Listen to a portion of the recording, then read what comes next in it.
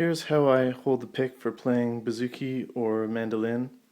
Um, I see a lot of people holding their pick this way with the thumb and first finger. In fact, I've seen that in a lot of instructional books as well. So that's okay if you've learned that way. That's great. A lot of people play that way and they sound great. I do it a little differently, and I know that some other really great players use this as well. So it's just using two fingers and the thumb.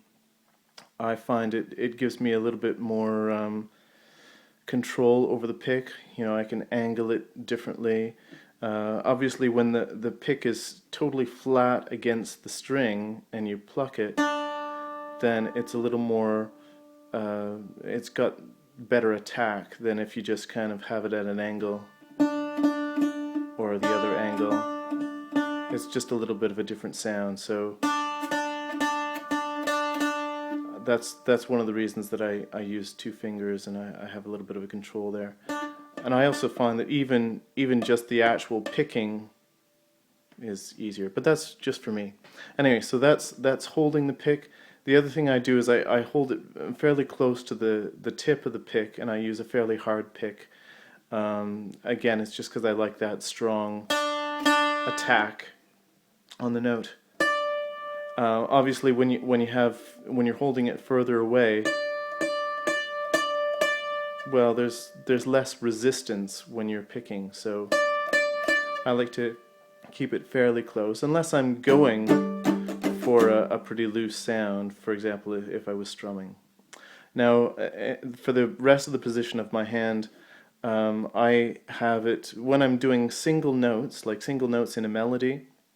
I would actually have this part of my wrist just beyond the bridge, so resting on the strings just beyond the bridge, and that gives me a sort of an anchor so that I can have really fine motion, and I have, you know, a sort of a pivot point there.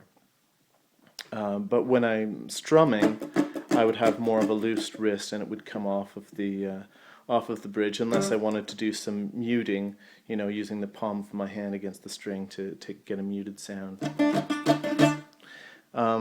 Anyway, so the first thing we're going to do now is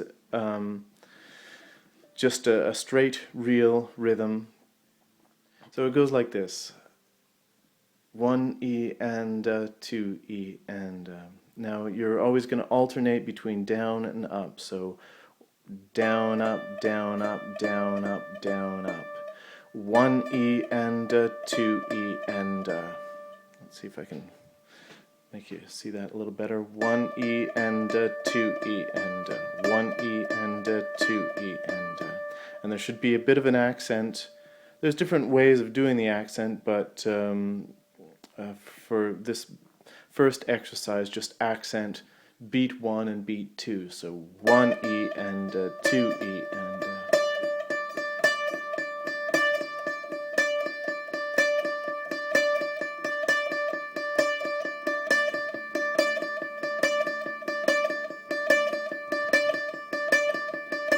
and once you can do that fairly fast and hear those accents come out pretty clearly,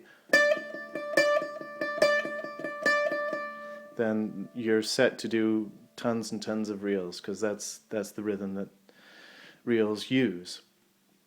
It's of course going to be a challenge to incorporate that rhythm into the melody, but anyway, that's the exercise.